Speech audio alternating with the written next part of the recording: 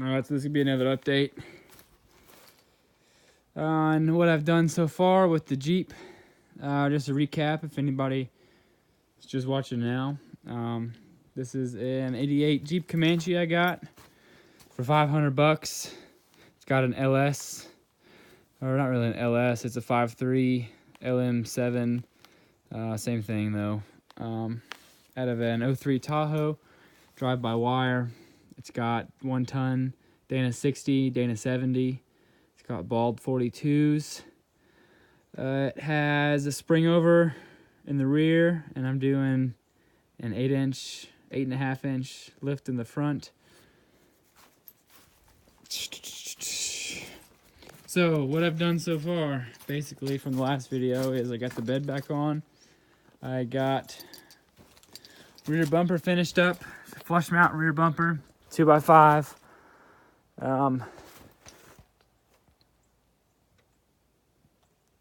Turned out pretty good. I like it. You got some spiked lug nuts. I thought they were pretty cool. People don't like them, but I really don't care because they never paid for them or any part of this Jeep, so their opinions are irrelevant. So yeah, spring over axle in the rear. That gives you a 5.5 to 6 inch lift. And all I did to clear 42s was I cut the fenders, and all I did was, you can still see kind of here, this is the dirty spot from the fender flares. I took them off and there was this dirt spot all the way around, and all I did was trace that out.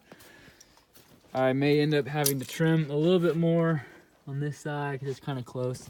The front seems to have plenty of room, but I'll continue cutting whenever I get this thing movable. The front axle's not under it right now. I got, finally, it came in the mail, my Riot Fabworks truss. This is for the Dodge Dana 60 with the center axle disconnect. It came with leaf spring purchase for an extra $40. It was like $260 shipped to my door. Not bad at all compared to Artec's $450. So definitely worth the money. Check them out on Facebook. That's who I ordered it from. But yeah, came with that, the purchase, the piece of metal that holds the spring down, and it comes with, you can kind of see it right there. It's zip tied in still. The third link on the top for that, and it's got his little R in it as well. It's pretty cool. Yep. So I also got an 8-inch width for it. It's gonna end up looking like a little tiny or a big RC truck, but I haven't put it on because I'm right underneath my power line and I don't want to get electrocuted.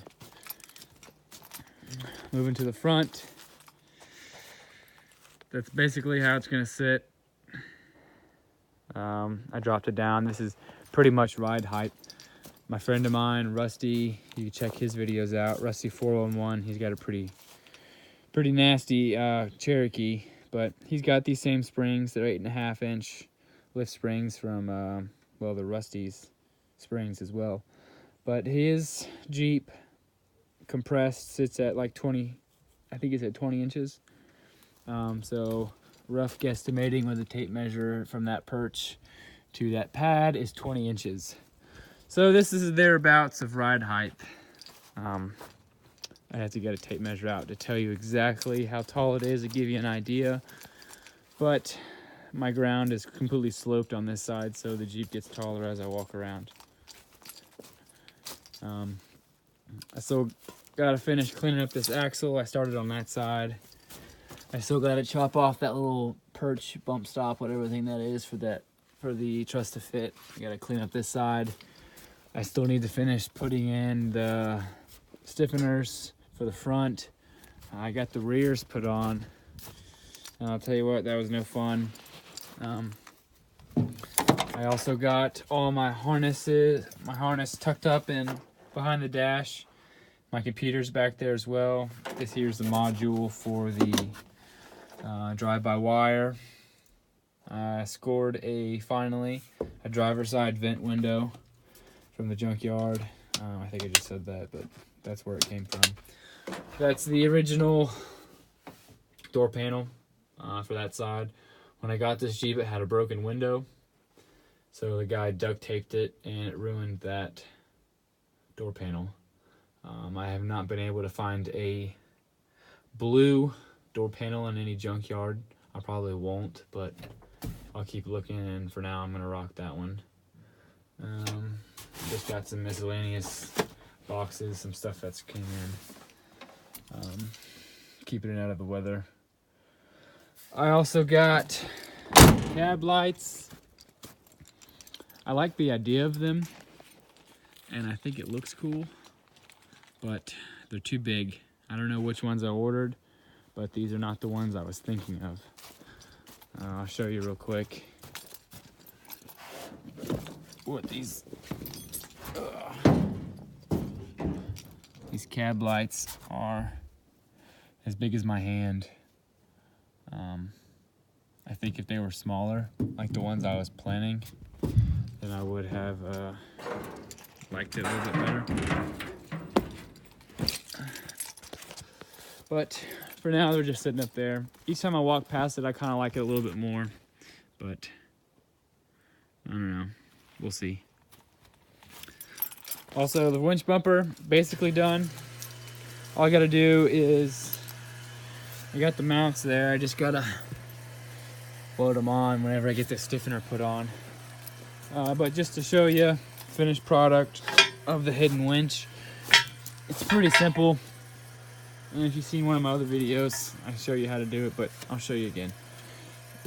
So basically, cut all this junk, flimsy metal out that's in the way. You're gonna want to put at least 1/4 inch. This is 3/8. Probably overkill, but it is what it is. That's what I had laying around. You weld that to the bottom. You take note when you do it of the power steering box, because when I cut this out and measured it all out, I put it in the center, not thinking.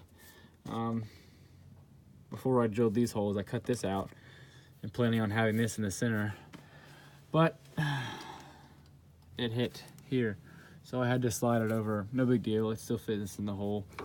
Works as it should, so that way I can just engage it and disengage it. All you do is take this motor off and you just literally spin it around 180 degrees and bolt it back on, and there you go, boom, simple. I'm actually gonna have to end up notching this a little bit because the rope is hitting fully. When you fully spool it up, it hits. This is 3x3 angle. That's what I had laying around the house. But other than that, let's see here if I can show you.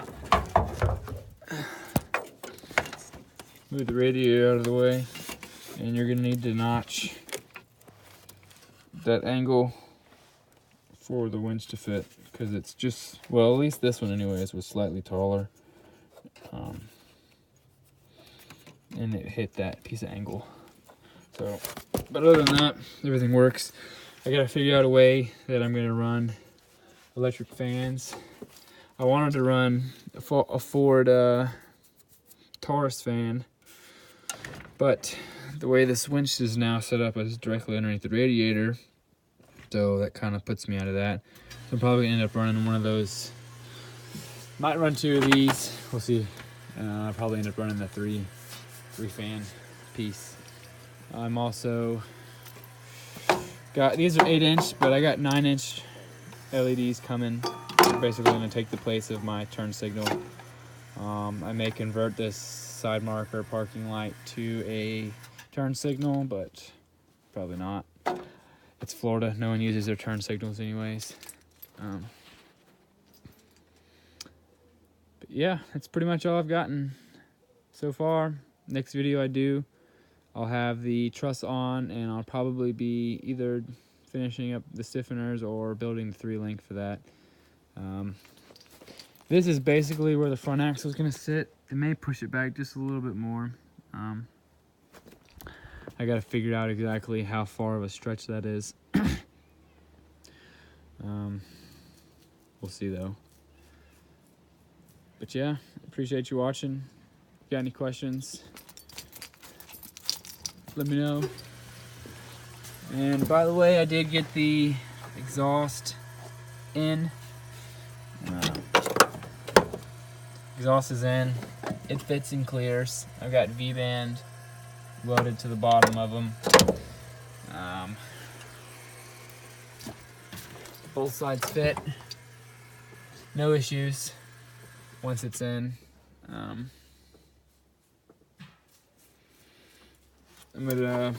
got a link in some of these wires for the control. I'm gonna move these up here. Also, one last thing that I did this weekend was the remote for the winch. I ran it through the cab. That door's locked, so I gotta come through this way. But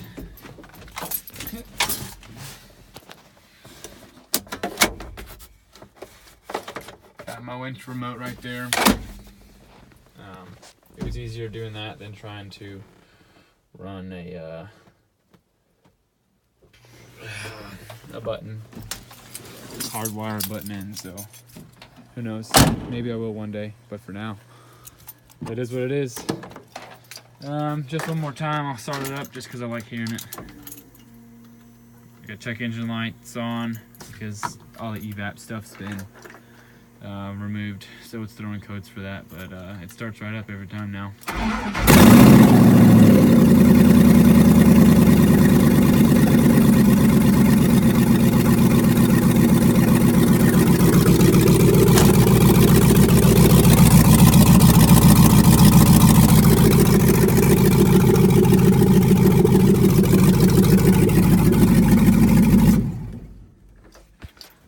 Appreciate you watching.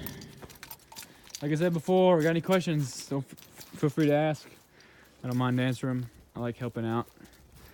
Yeah, give the video a thumbs up if you like it. Subscribe, blah, blah, blah. You know all that fun stuff. Appreciate y'all watching.